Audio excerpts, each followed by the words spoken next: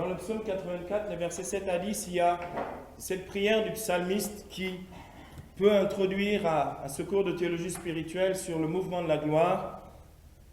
Le psalmiste dit ceci: « Ne reviendras-tu pas nous visiter et ton peuple en toi se réjouira? Soit donné ton salut. » J'écoute ce que dit le Seigneur. Ce que dit le Seigneur Dieu, c'est la paix pour son peuple et ses fidèles, pourvu qu'ils ne reviennent à leur folie. Proche est son salut pour qui le craint, et la gloire habitera notre terre. Dans ces quelques versets du psaume 84, ce que l'on voit très clairement, c'est que l'inspiration profonde du psalmiste et donc la prière du peuple de Dieu, c'est que le Seigneur revienne pour vivifier, pour donner vie. Nous savons bien que parfois le credo sur le Saint-Esprit, c'est que nous le confessons comme Dominum et vivificantem, comme Seigneur qui donne la vie. Et ici, l'inspiration du psalmiste, c'est que le Seigneur revienne pour vivifier son peuple. Et la conséquence de cette expérience de vie, cette visite de Dieu, cette visitation, on pourrait dire du Saint-Esprit, c'est que le peuple de Dieu puisse se réjouir. Et nous savons bien que un des fruits du Saint-Esprit, selon Galates 5, 22, un des fruits du Saint-Esprit, c'est la joie. La joie, l'expérience de la joie sainte, que l'on appelle la joie, l'expérience de la joie sainte, que l'on appelle aussi l'ivresse du Saint-Esprit, cette expérience-là est un signe de la visitation de Dieu par la puissance de l'Esprit. Le psalmiste dit: « Fais-nous voir, Seigneur, ton amour, que nous soit donné ton salut. » Le psalmiste évoque ici deux choses. Là, c'est que cette expérience de la visitation de Dieu qui donne vie, c'est une expérience réelle de l'amour de Dieu. Et comme nous le savons, comme il est écrit dans Romains 5, 5, l'amour de Dieu a été répandu dans nos cœurs par le Saint-Esprit qui nous a été donné. Fais-nous voir ton amour, Seigneur, que nous soit donné ton salut. Or, l'expérience du Saint-Esprit est aussi une manière de toucher, d'être visité par la puissance du salut de Dieu, puisque l'Esprit vient comme un esprit de résurrection et de vie. Romains 8, 11 dit ici: « L'Esprit de celui qui a ressuscité le Christ d'entre les morts habite en vous. Celui qui a ressuscité le Christ donnera aussi la vie à vos pauvres corps mortels par son Esprit qui habite en vous. » Et donc, si vous voulez, cette expérience de sa visitation de Dieu, ce psaume, il est très riche pour décrire, si vous voulez, cette expérience de salut. Et qu'est-ce qu'il dit Dieu pour son peuple? Eh bien, ce que dit Dieu pour son peuple, c'est la paix. Pour son peuple et ses fidèles, autrement dit, ceux qui ont foi en lui. Galates 5, 22 dit aussi que la paix est un fruit du Saint-Esprit. Et ce salut de Dieu est proche de ceux qui le craignent. Autrement dit, il est proche de ceux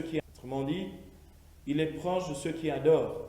La crainte de Dieu est une des caractéristiques vétérotestamentaires. La crainte de Dieu, cette crainte révérentielle, cette attitude intérieure d'humilité dans la présence de Dieu, devant sa majesté et sa gloire.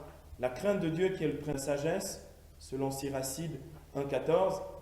La crainte de Dieu est une attitude profonde d'adoration. Or, cette adoration de Dieu vient lorsque se manifeste sa gloire. Proche est son salut pour qui le craint, dit ici le verset 10, psaume 84, 10, « Et la gloire habitera notre terre. » Habitera notre terre. Cette manifestation de la gloire de Dieu, cette théophanie divine, emmène son peuple dans l'adoration. Proche est son salut pour qui le craint, et la gloire remplira la terre. En même temps qu'il y a ici une aspiration, une espérance de la part du psalmiste, il y a en même temps, dans cette parole du psalmiste, il y a en même temps une prophétie. La gloire habitera notre terre. Nous le verrons dans le cours de théologie biblique de cet après-midi, nous verrons justement, nous reprendrons pour l'Ancien Testament cette vision d'Isaïe dans le temple, dans le chapitre 6 d'Isaïe, où le prophète, justement, quand il contemple Dieu dans sa gloire, contemple Dieu dans sa gloire, il proclame la sainteté de Dieu, Isaïe 6.3, en disant « Saint, Saint, Saint, Adonai Sabaoth, toute la terre est remplie de sa gloire. » 4, verset 10, la terre sera remplie de la gloire de Dieu. Il y a comme cette prophétie que l'on retrouve à plusieurs lieux dans l'Ancien Testament qui annonce que la terre sera remplie de la gloire de Dieu. Isaïe chapitre 6, verset 3. Alors, ce cours de théologie spirituelle sur le mouvement de la gloire a un but donc clair, c'est que nous puissions arriver à concilier ce que toute la tradition chrétienne a voulu voir dans la manière dont Dieu nous parle dans les Écritures. Les deux modèles au travers desquels, ce sont les fondements ici de la théologie spirituelle, les deux modèles, si vous voulez, au travers desquels Dieu parle à son peuple dans la révélation biblique de l'Ancien et du Nouveau Testament, les deux modèles, ce sont les modèles de la sagesse et de la prophétie.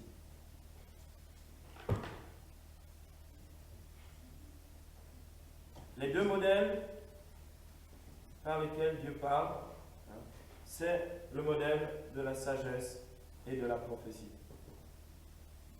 Qu'est-ce que ça veut dire? Qu'est-ce que ça veut dire? Dieu ne nous parle pas seulement que d'expériences spirituelles au travers des Écritures. L'expérience spirituelle, c'est ce que l'on appelle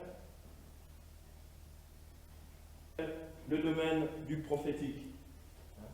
Une prophétie est une annonce que Dieu réalise et donc qui passe dans la vie. Dieu, il nous parle par l'expérience spirituelle, mais Dieu nous donne à travers l'intelligence de cette expérience spirituelle.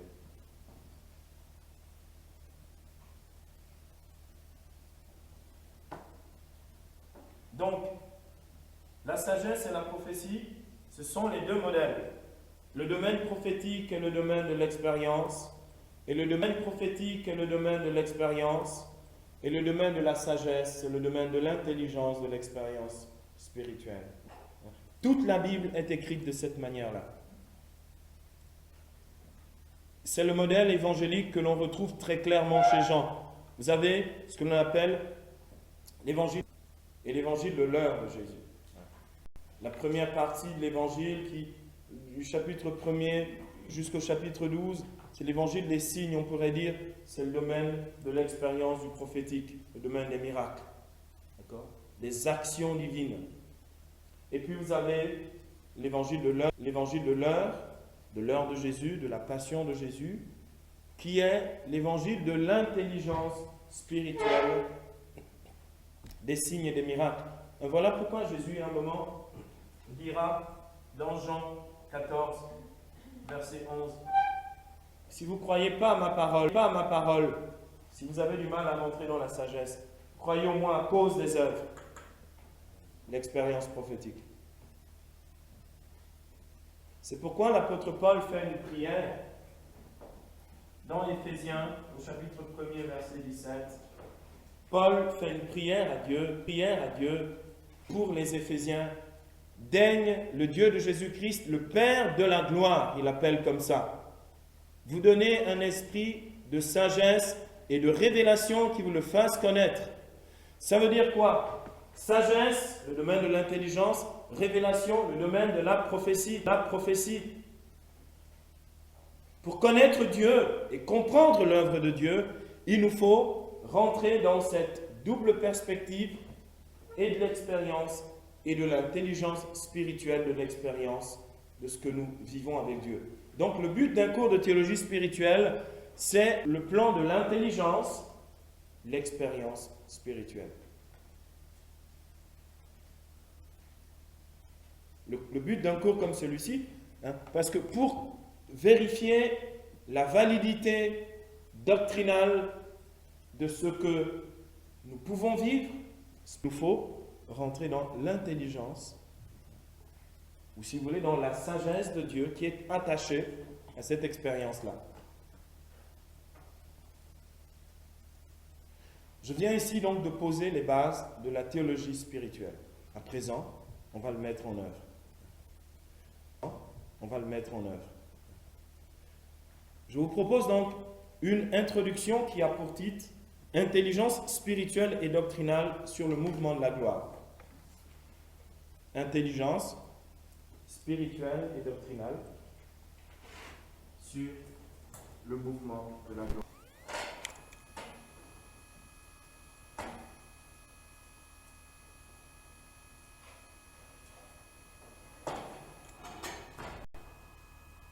Autrement dit, il y a du sens, il y a un sens spirituel dans ce que Dieu, chacun personnellement le vit, mais il y a aussi du sens dans ce que Dieu nous donne de vivre collectivement ou même communautairement. Donc, intelligence spirituelle. Donc, nous sommes dans le domaine de la sagesse, qui est une manière de ressaisir ce que nous expérimentons prophétiquement ou charismatiquement, si vous voulez. Et la question, c'est la suivante. La question au point de départ, c'est qu'entend-on par mouvement de la gloire? C'est la grande question qui va nous occuper pendant ces 3 jours. Qu'entend-on par mouvement de la gloire? Ce que l'on entend aujourd'hui par mouvement de la gloire, c'est l'œuvre extraordinaire du Saint-Esprit en ce début du XXIe siècle. C'est une manière de caractériser au début du XXIe siècle l'œuvre extraordinaire du Saint-Esprit. Cette œuvre qui a été préparée et initiée par 3 réveils spirituels au XXe siècle.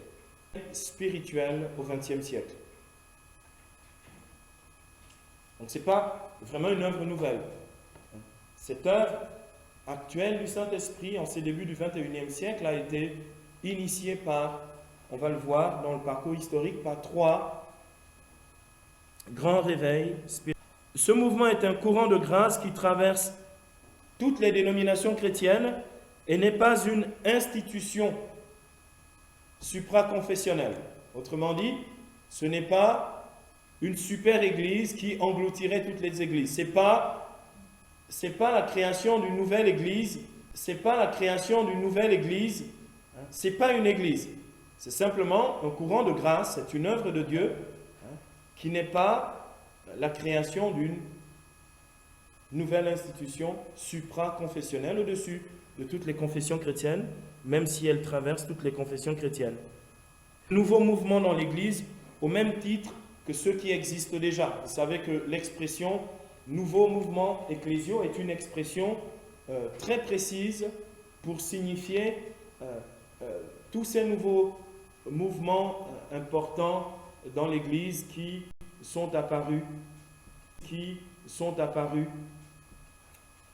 au milieu du XXe siècle, comme par exemple le mouvement des Focolari, des mouvements comme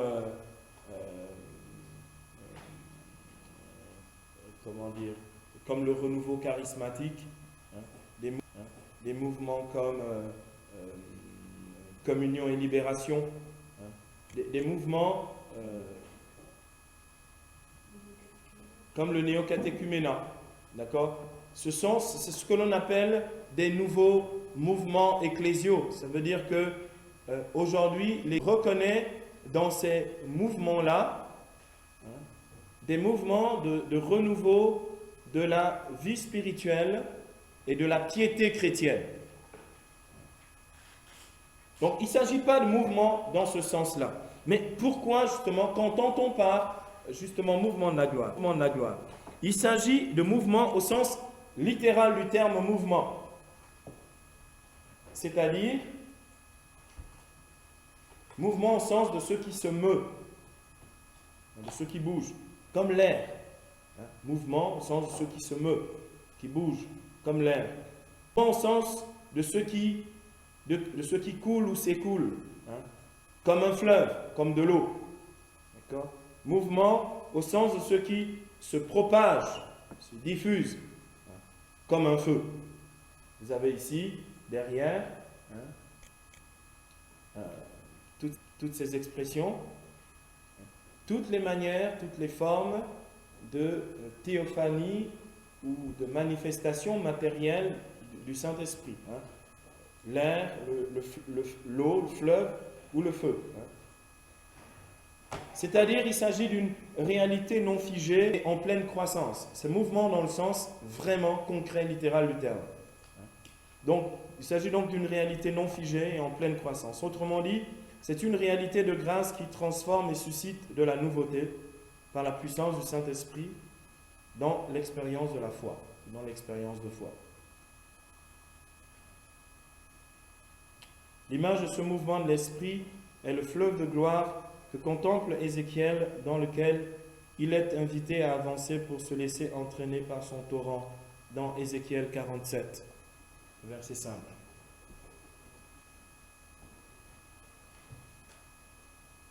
Vous connaissez cette grande vision d'Ézéchiel.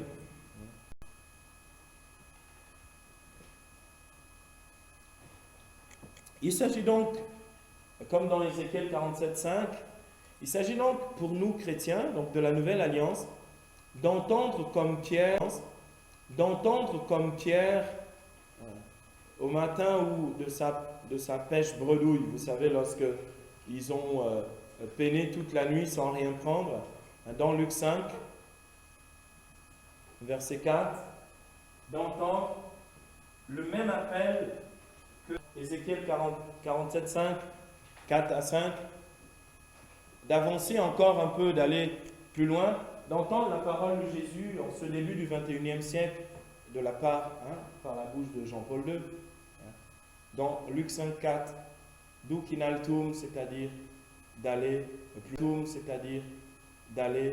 loin ou d'aller au large, d'avancer dans l'expérience de Dieu. Donc il s'agit de cette invitation à aller au large pour se laisser sans cesse renouveler. Il s'agit de grandir dans la docilité au Saint-Esprit qui se caractérise par une vraie liberté spirituelle pour obéir vraiment à ce que Dieu veut. Être docile au Saint-Esprit ne consiste pas simplement à dire « je vais faire l'effort d'être docile au Saint-Esprit ». Être docile, réellement docile au Saint-Esprit, c'est être docile aussi au dessein de Dieu, à ce que Dieu veut faire réellement. Et ça, je ne peux faire réellement. Et ça, je ne peux le vérifier qu'en le vivant. Je suis docile au dessein de Dieu qu'en vivant du dessein de Dieu. La Vierge Marie est docile au dessein de Dieu parce qu'elle sert le dessein de Dieu en vivant du dessein de Dieu. La Vierge Marie aurait pu dire toute sa vie « Ah non, je suis docile au Saint-Esprit ». Et puis lorsque l'ange, l'Esprit Saint viendra sur toi, Luc 1,35, la puissance du Très-Haut te prendra sous son ombre. C'est pourquoi celui qui naîtra de toi sera saint, sera appelé fils de Dieu. Elle aurait dit « Tu sais, moi je suis vraiment la plus humble servante du Seigneur à Nazareth. Va chercher quelqu'un d'autre. » Ça aurait été bien, la Vierge est docile intérieurement, d'accord, mais on est vraiment intérieurement, d'accord, mais on est vraiment docile que lorsque l'on rentre dans le dessein de Dieu. Et c'est pourquoi elle dit, dans Luc 1,38, « Je suis la servante du Seigneur, je suis la servante du dessein de Dieu, qu'il me soit fait selon ta parole. » Il n'y a de docilité au dessein de Dieu qu'en servant le dessein de Dieu. Servant le dessein de Dieu. Donc, on ne peut pas me dire qu'il y a une expérience de gloire ou une expérience de réveil spirituel, mais tant qu'on n'y est pas dedans, on n'est pas docile au dessein de Dieu. Donc, c'est pas seulement intentionnel, c'est pas seulement je suis docile à Dieu dans beaucoup de choses dans ma vie. Je ne pense que je vis du dessein de Dieu. Comme le dit l'apôtre Paul dans 2 Corinthiens chapitre 3 versets 17 à 18.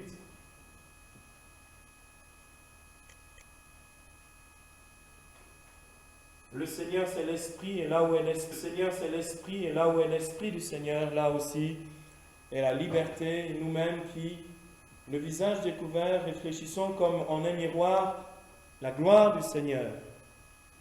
Nous sommes transformés par cette même image allant de gloire en gloire, comme par le Seigneur qui est Esprit. Il y a un mouvement ici, une croissance dans la gloire, selon 2 Corinthiens 3, 18. Nous sommes transfigurés ou transformés à l'image du Fils de Dieu, allant de gloire en gloire par le Saint-Esprit, par le Seigneur qui est l'Esprit. Et c'est vrai que si on nous avait dit, nous sommes transformés en une seule fois et figés dans la gloire, d'accord, il n'y aurait pas de mouvement. Mais comme nous sommes transformés à l'image du Fils de Dieu et participants de cette gloire dans cette espèce de progressivité ou de croissance, on parle de mouvement. Nous sommes transformés par cette même image, allant de gloire en gloire par le Seigneur qui est Esprit. En effet, le Dieu qui nous a appelés au salut dans le Christ Jésus nous destine en définitive à partager sa gloire. La Bible dit dans Romains, chapitre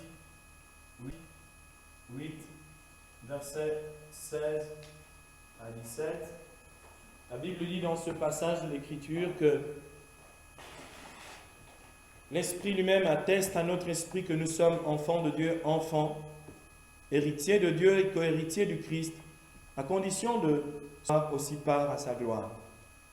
Il semble que dans notre héritage chrétien, c'est-à-dire notre imitation de Jésus, notre conformité à Jésus, cette Christo-conformation à Jésus, pour que nous lui soyons ressemblants, nous sommes ressemblants à Jésus dans ses épreuves, dans ses souffrances, puisque nous communions aux souffrances du Christ. Et ici, Romains 8, 17 dit, nous communions aussi à sa gloire. Nous sommes héritiers, pas seulement de la gloire, nous sommes aussi héritiers de la croix de Jésus. Nous sommes rendus semblables à lui en toutes choses, et c'est ça l'imitation de Jésus. Nous partageons de cette gloire. Voilà pourquoi le même chapitre 8 des Romains, au verset 30, dit que ce que Dieu a appelé, il les a aussi